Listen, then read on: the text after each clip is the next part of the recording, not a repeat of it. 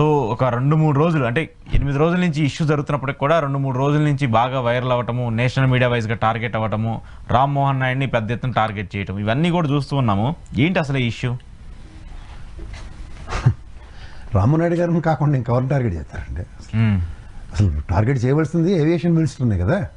అసలు first of all ఒక IndiGo అన్నది ఒక సమస్య లాస్ట్ నవంబర్ నుంచి అట్రిబ్యూట్ అవుతుంది. దాన్ని గమనించకుండా దగ్గర మీకు 1500 ఫ్లైట్లు దగ్గర క్యాన్సిల్ చేశారు నవంబర్లోనే. డిసెంబర్కి వచ్చరికి ఈ ఫస్ట్ 1 వీక్లోనూ అన్ అగ్రిగేట్ రోజుకి 500, 1000, 1500 అలా లాస్ట్కి ఓవరాల్గా మొత్తం షట్ డౌన్ చేసే కార్యక్రమం వచ్చింది.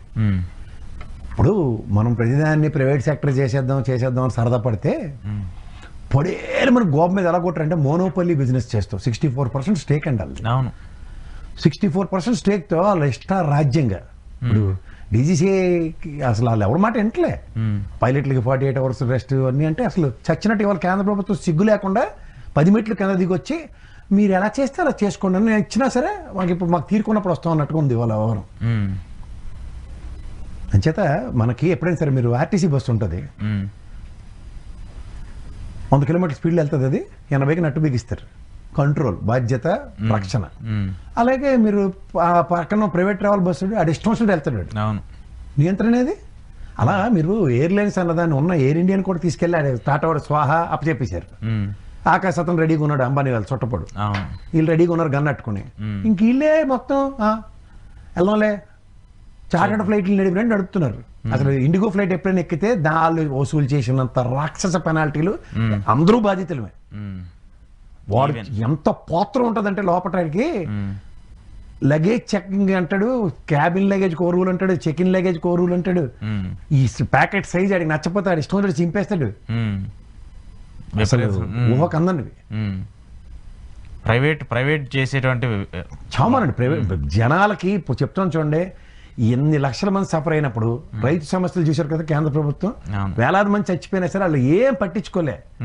ఈ రోజు చూడండి ట్రాన్స్పోర్టేషన్ దీంట్లో ఏవియేషన్ వ్యవస్థకు సంబంధించిన దాంట్లో నేను రామ్మోహన్ రెడ్డి గారు ఏమంటున్నారు, అది ఒక వాళ్ళ ప్రైవేట్ వ్యవస్థ, వాళ్ళ అండర్స్టాండింగ్.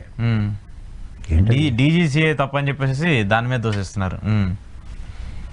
ఇది ఫెయిల్యూర్ కదా. ఇప్పుడు మెజరబుల్ ఫెయిల్యూర్ అండి. మీకు ఒకటి చెప్పనా, జీవీ కోడ్ దగ్గర తీసుకెళ్ళి అదానికి అప్పచెప్పేశారు ఫ్లైట్ ఎయిర్పోర్ట్లన్నీ. మీరు ఎయిర్పోర్ట్లన్నీ అదాని అంటే ప్రైవేట్ వ్యక్తి కంట్రోల్లో ఉన్నాయి. నెక్స్ట్ నడిపే ఫ్లైట్లన్నీ కూడా ప్రైవేట్ వ్యక్తుల దగ్గర ఉన్నాయి. ఆ వ్యాపారంలో వెళ్ళి ఎవరికి కంట్రోల్ చేస్తావు? అంతే. ప్రైవేట్ వ్యక్తుల వ్యాపారాల్లోకి ప్రభుత్వాలు ఇన్వాల్వ్ అవుతాయంటే వాళ్ళు ఒప్పుకోరు కదా. వాళ్ళు ఎందుకు ఒప్పుకుంటారు? సో ఇది ఖచ్చితంగా ఇట్స్ గవర్నమెంట్ బుర్ర తక్కువ నిర్ణయాల్లో ఇది ఒకటి. ప్రైవేట్ సెక్టర్ని ఎంటర్టైన్ చేసుకుంటూ అందరికీ అప్పచెప్పేస్తాం ప్రైవేట్ వాళ్ళకంటే లాస్ట్కి మిగిలిది మోనోపల్లి బిజినెస్ చేస్తూ ప్రజలకి మాన ప్రాణ రక్షణ అన్నదే ఉండదు. ఓకే. ఇప్పుడు 48 అవర్స్ రెస్ట్ లే ఆఫ్ ఎందుకు ఇమ్మంటారు వాళ్ళకి? రెస్ట్ తీసుకుంటారు పైలట్ రిక్రూట్మెంట్ చేయట్లేదు, కొత్త రిక్రూట్మెంట్ చేయట్లేదు. వాళ్ళకి పోయినప్పుడు ప్రయాణికులే కదా. ప్రైవేట్ ప్రయాణికులు వేరు. ప్రైమ్ మినిస్టర్ ఆఫీస్ నుంచి 2 లక్షల ఎక్స్గ్రేషియా అనౌన్స్ చేస్తాం, 5 లక్షల ఎక్స్గ్రేషియా అనౌన్స్ చేస్తాం అని చెప్పి చేతులు దులుపుకుంటారా? ఎక్స్గ్రేషియాలో ప్రాణం తిరిగిరాదు కదా. మీరు ఎందుకు ఎక్స్గ్రేషియా ఇస్తున్నారు అలాంటప్పుడు? గవర్నమెంట్ అంటే ప్రైవేట్ సెక్టార్స్కి of course private sector develop అవ్వాలి, కానీ గవర్నమెంట్ అండర్లో లేకుండా వాళ్ళ కంట్రోల్లో లేకుండా ప్రైవేట్ సెక్టార్స్ వస్తే ఎలాంటి పరిస్థితులు వస్తాయో చూస్తున్నాం. ఇప్పుడు కాకరకాయలా కేకరకాయ అవడం అంటే ఇదే. ఇప్పుడు ఇందిరాగాంధీ గారు బ్యాంకుల జాతీకరణ దేనికి చేసింది?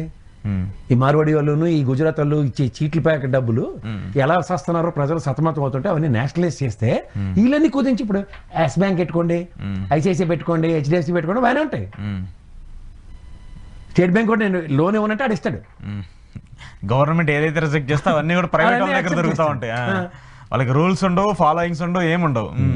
సో అవన్నీ మీకు నచ్చుతున్నాయి. కుషామత్ రాజకీయాలు అంటారండి. జరుగుబాటు అంత సుఖం ఇంకోటి ఉండదు, జరుగుతుంది. సో ఆ విషయంలో ఏంటంటే ఏవియేషన్ మెజరబుల్ ఫెయిల్యూర్. ఎందుకంటే వాళ్ళు ఇప్పుడు థర్డ్ ఎంపైర్ ఉంటాడు, ఆయన అడిగిదాకా అవుట్ ఇస్తాడా? అది చూస్తుంటాడు, అరే డిఆర్ఎస్ లో ఇది అవుటే అని తెలిసిన ఆడు మధ్యలో ఇంటర్వ్యూని అవుట్ అని చెప్తాడు క్రికెట్ మ్యాచ్ లో చెప్పడు కదా. అడిగితే ఏవియేషన్ మినిస్టర్ అందులో తెలుగుదేశం వాళ్ళకంటే ఆల్ బుర్ర తక్కువ శాఖలన్నీ వాళ్ళకి ఇస్తారు, ఏటి పని ఉండదు. గతంలో కూడా అశోక్ గజపతి రాజు గారు ఇదే సిగరెట్లు కాల్చుకుని హ్యాపీగా కుషామత్ చేసుకుని లాస్ట్కి గవర్నర్ రెడ్డి. రామ్మోహన్ రెడ్డి కూడా చిన్న వయసులో ఎక్కడ లోకేష్కి ప్యారల్గా ఎదిగిపోతాడు, బీసీ నాయకుడు కదా అని చెప్పి అక్కడ వర్కౌట్ వేసి కూర్చోబెట్టారు. కాదు సరే కాదు పనికొచ్చిన శాఖ తీసుకోవచ్చు వచ్చిందండి. లింగలింగమని వాడు గెలిచాడు అక్కడ, కుమారస్వామి ఉక్కు శాఖ మంత్రి. ఒక శాఖ మంత్రి ఎందుకు దేనికి ఇక్కడ? పోర్ట్ఫోలియో అది కూడా సెకండ్ శాఖల్లో శాసించగలుగుతున్నాడు. వైజాగ్ స్టీల్ ప్లాంట్కి మనం దేహి అని అడుక్కోవాలి. ఇదే రామ్మోహన్ రెడ్డికి ఎవరికో ఇచ్చుంటే అది మనకు వచ్చేది కదా, మన safe గా పరిస్థితి ఉండేది ఎలాగుందను? కదా. నేను సురక్షితంగా ఉంటే చాలు. ఇది బీసీ పునాదుల మీద ఏర్పడిన పార్టీ, మీకు తెలుసా? ఇంకా బీసీ నాయకుడు మాత్రం ఉత్తరాంధ్ర నుంచి రామ్మోహన్ రెడ్డి అనుకునేవాడు. ఎందుకంటే రామ్మోహన్ రెడ్డిని ఇంత స్థాయికి తీసుకొచ్చాడు మా ధర్మాన ప్రసాదరావు గారు. ఆయన ఓటమికి ఆయన గెలుపుకి కష్టపడినవాడు అంటే ధర్మాన ప్రసాదరావు అని రికార్డు ఉంది శ్రీకాకుళంలో. ఎవరిని అడిగినా చెప్తారు. చేత ఇలా జరిగిపోయింది కాబట్టి ఇలాగ కూడా అయిపోయింది అనుకుంటే ఏమవుద్ది? అక్కడ నిజంగా ఏం పని ఉండదు ఏవియేషన్ మీద. అందుకే శుభ్రంగా డాన్స్ వేసి తిరుగుతుండే ఆయన. సరే, ఏదో ఇప్పుడు ప్రోగ్రామ్ లో ఫంక్షన్ పర్సనల్ ప్రోగ్రామ్ ఏదో జరుగుతూ ఉంటాయండి. ఇప్పుడు ఏం పని లేనప్పుడు ఏంటుంటది? ఏం పని నారాయణ గారికి ఏంటి పని ఉంటుంది? ఉండుంటికి వెళ్ళి కంపలు కొట్టాలి ఇవాళ అంటే రోజు కంపలు కొట్టే కార్యక్రమంలో ఉంటుంది. అలాగే ఉంటున్నారు వాళ్ళు. స్టేట్ మంత్రులకి అదే ఉంటుంది, సెంట్రల్ మంత్రులకి అదే పని పెట్టారు. అలాంటి శాఖలు గుచ్చి గుచ్చి ఏరి మాది కోటం మాసాడి బ్రహ్మాండమైన ప్రభుత్వం అని చెప్పి టింగు టింగు అని బుడంకే మా శాఖలన్నీ ఇచ్చారు వీళ్ళకి. అసలు ఇప్పుడు ఎందుకు దీంట్లోకి అనవసరంగా టీడీపీ వెళ్ళి, ఆయన ఒక కేంద్ర మంత్రి, ఆయన వ్యవహారాలు ఆయన చూసుకుంటారు. నేషనల్ మీడియాను ఇంకో అన్ని మీడియాలు క్వశ్చన్ చేస్తాయి. ఆఫ్ కోర్స్ కొన్ని లక్షల మంది ఇబ్బందులు పడుతున్నప్పుడు క్వశ్చన్ చేస్తారు. దాంట్లోకి లోకేష్ గారిని లాగటం ఎందుకు? ఈ టీడీపీ వాళ్ళు అత్యుత్సాహానికి వెళ్ళి ఆయన ఇరికిచ్చారనుకోవాలా?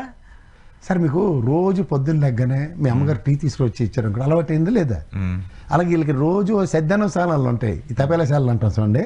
ఆ రాగానే ఇవాళ ప్రోగ్రామ్ డిజైన్ ఏంటి తెలుసా, మనం పొగడాలి ఎవరిని అని లోపుగా వీళ్ళే అందేసుకుంటారు రాష్ట్ర కవిత్వం. లోకేష్ గారికి ఎలివేషన్లు ఇచ్చేస్తే మనం ఏ స్థాయికైనా వెళ్ళిపోతాం అన్నది ప్రాథమిక ఎజెండా పెట్టుకున్నారు. ఎలివేషన్స్ ఇవ్వడం వల్ల ఉపయోగం ఏముంటుంది సార్? నాకు అర్థం కాదు. ఇప్పుడు అల్టిమేట్గా ఎలివేషన్స్ ఇస్తే ఏమైపోద్ది? వాళ్ళే ఒక టైంలో డౌన్ అయిపోతారు కదా. అతికిపోతే ఏమవుతుంది అన్న దానికి నిన్న సోదాహరణంగా వాళ్ళు బీబీ బ్యాచ్ అంటారు. బీబీ అంటే తెలుసా? బయట బతకలేని బ్యాచ్ అంటారు. ఏదో ఒకటి. ఎందుకంటే మీరు ఆ ఛానల్లో గోపెట్లలో కూర్చుని సెంటెన్స్ ఇంకా అవ్వలేదంటే అందించేస్తాడు. సరే, తెలుగు మీడియా అంటే ఓకే. ఇప్పుడు ఇక్కడ కొన్ని పర్టికులర్ మీడియా ఎందుకు ఓకే? వాళ్ళు జర్నలిస్టులు కదా. నేను చెప్తాను, నేను అది దానికి కూడా నేను చెప్తాను ఎందుకు ఓకే అంటున్నా అంటే, కొంతమంది కొన్ని పర్టికులర్ ఛానల్స్కి వెళ్తారు, అక్కడే మాట్లాడతారు. వాళ్ళ దగ్గర ఇప్పుడు మీలాంటి వాళ్ళు వెళ్తాంటే వాళ్ళు రానిస్తారా? మీరు ఎందుకంటే మీరు క్వశ్చన్ చేస్తారు. నేను మళ్ళీ రెండు విషయాలు మీకు జాగ్రత్త చెప్తా. ఇప్పుడు స్వీయ కపిత్వం అంటారు. జర్నలిజం అన్నదానికి ఎలా ఉంటుంది? వాడికి ఒక విలువలు విశ్వసనీయత ఉంటుంది. నేను చదువుకున్నాను కాబట్టి గర్వంగా చెప్తున్నాను, మీరు జర్నలిస్ట్ కాబట్టి మీతో మాడుతున్నా. మీకు విలువలు విశ్వసనీయత అక్కర్లేదు, నేను ఏది చెప్పినా ప్రత్యాపారం చేసుకోవచ్చు అనుకుంటే ఏమవుద్ది? నేను ఒకటే చెప్తా సార్, సబ్జెక్ట్ టు కన్ఫైన్.